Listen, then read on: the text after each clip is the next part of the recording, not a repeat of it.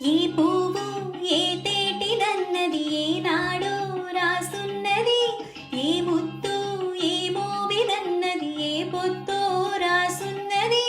బంధాలై పెనవేయు వయసుకు అందాలే దాసోహమనగా, మందారం విరబోయు పెదవులు మధువులనే చవి చూడమనగా. పరువాలే ప్రణయాలై స్వప్నాలే స్వర్గాలై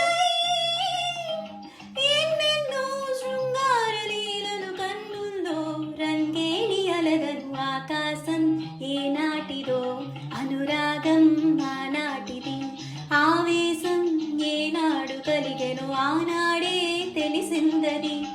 ఆకాశం ఏనాటిదో అనురాగం ఆనాటిది.